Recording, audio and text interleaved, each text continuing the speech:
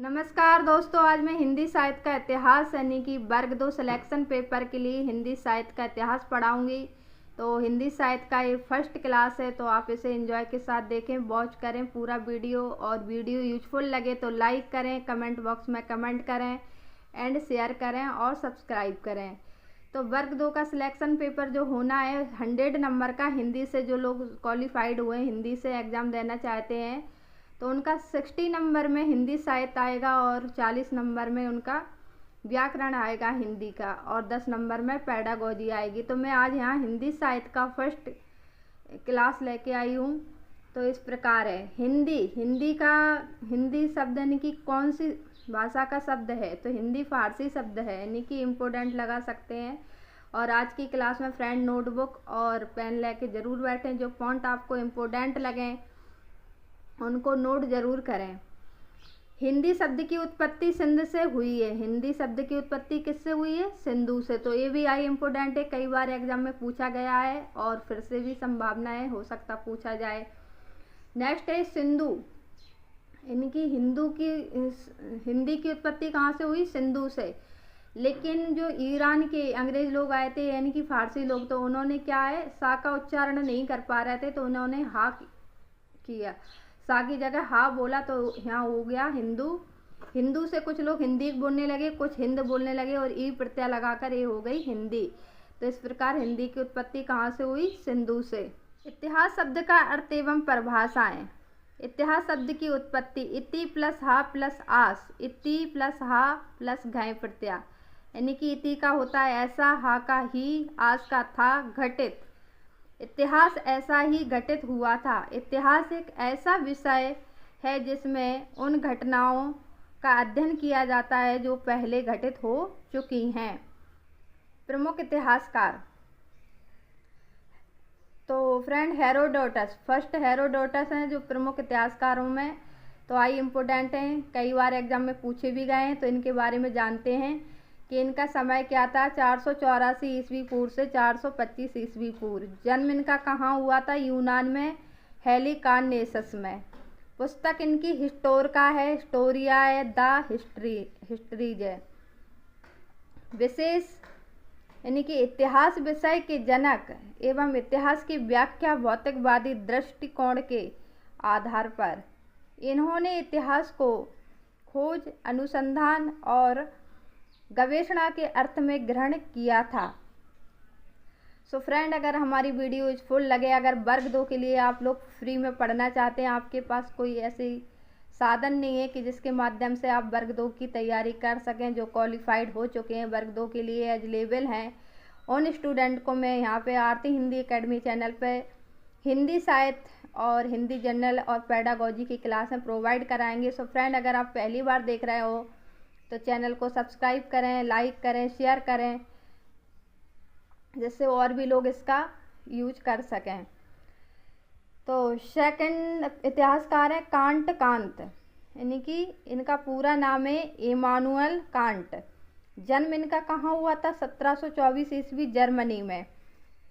परिभाषा इनकी क्या है? इतिहास दूर दृश्य जगत से अंतर्गत की ओर अग्रसर होने की प्रक्रिया है।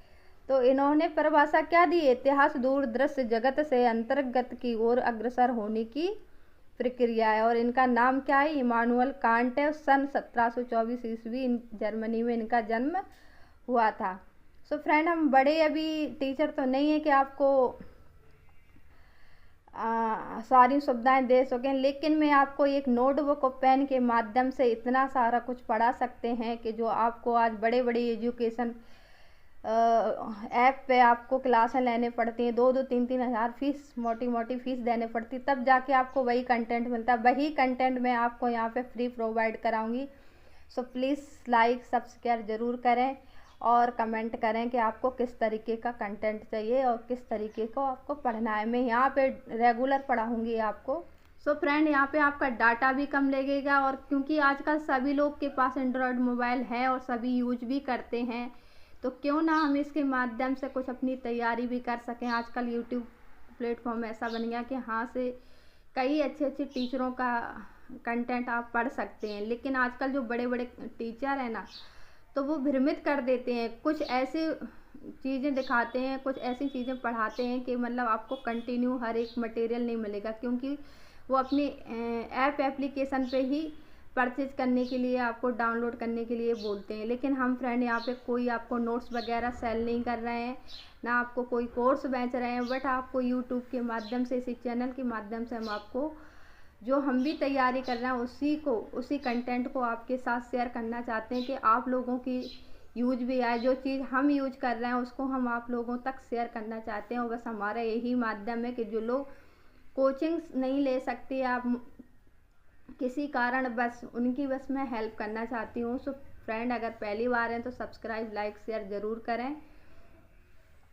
तो इन्होंने इतिहास को विश्वसनीय और सार्वजनिक प्रक्रिया और टैन, नेक्स्ट इतिहासकार हैं टैन, इनका पूरा नाम है हिप्पोलिट एडोल्फ टैन।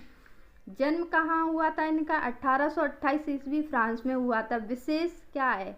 ये आधुनिक इतिहास के जनक हैं साहित्यिक दृष्टिकोण से। ये विधेयवादी रहे हैं और विधेयवाद जो संदेश से परे है। इन्होंने इतिहास लेखन की विधेयवादी पद्धति दी है। इन्होंने जाति, वातावरण और क्षण को विशेष महत्व दिया है। सो फ्रेंड, अगर आप यहाँ पे नोटबुक लेके बैठे तो अपने नोट्स बना सकते हैं, अपनी हैंड राइटिंग में प्रॉपर नोट्स बना सकते हैं। यहाँ पे हम कंटिन्यू क्लास लाएंगे, आपका कोई भी टॉपिक मिस नहीं कराएंगे। जो वर्ग 2 में आने हैं टॉपिक इम्पोर्टेंट है, जब सिलेबस आ जाएगा मैं सिलेबस के अकॉर्डिंग आपको करा देंगे। सो फ्रेंड, बने रहिए। तो टैन के बारे में यहाँ पे हमने जान लिया है कि ये विधेयवादी रहे हैं और ये विधेयवादी जो संदेश से परे। इन्होंने इतिहास लेखन को विधेयवादी पद्धति दी है। इन्होंने जाति, वातावरण और क्षण को विशेष महत्व दिया है। प्रमुख भारतीय इतिहासकार, इनके बारे में भी जान लेते हैं। आचार्य रामचंद्र शुक्ल, ये भी आई इम्पोर्टेंट है, एग्जाम में कई बार पूछेगा इनके बारे में, तो इनके बारे में भी हम नोट कर सकते हैं और इन पे आई इम्पोर्टेंट भी डाल सकते हैं, जिससे हमें इस चीज़ पे ज़्यादा ध्यान देना होगा। प्रत्येक देश का साहित्य वहाँ की जनता की चित्रवृत्ति का संचित प्रतिबिंब है। तब यह निश्चित है कि चित्रवृत्ति में परिवर्तन के साथ साथ साहित्य के स्वरूप में भी परिवर्तन हो चला जाता है। आदि से अंत तक इन्हीं चित्रवृत्तियों की परंपरा को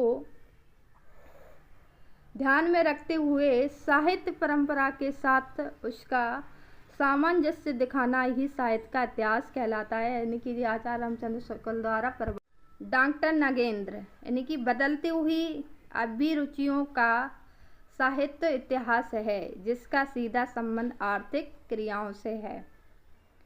युग चेतना और साहित्य चेतना के समन्वय पर आधारित साहित्य के इतिहास संश्लिष्ट स्वरूप को ही हम स्वीकार करना चाहिए। तो ये डॉक्टर नागेंद्र की परिभाषा है और ये डॉक्टर आचार्य रामचंद्र शुक्ल की परिभाषा है। सो फ्रेंड, आप इसे नोट कर सकते हैं। आचार्य रामचंद्र शुक्ल की परिभाषा और ये डॉक्टर नागेंद्र की परिभाषा है। तो ये रामस्वरूप चतुर्वेदी का है। मानवीय संवेदनाओं का क्रमिक विवरण ही इतिहास है। हिंदी साहित्य और संवेदना का विकास, यानी कि इस तरीके से हमारी क्लास फर्स्ट कंप्लीट हुई है। सो फ्रेंड, कम समय में कम डाटा खर्च किए हुए यहाँ पे हम आपको वर्ग 2 का सिलेबस कंप्लीट कराएंगे। सो फ्रेंड, लाइक करें, शेयर करें और कमेंट बॉक्स में कमेंट करें कि आपको किस तरीके का कंटेंट चाहिए, तो मैं प्रोवाइड कराऊंगी। So thank you, watch your video.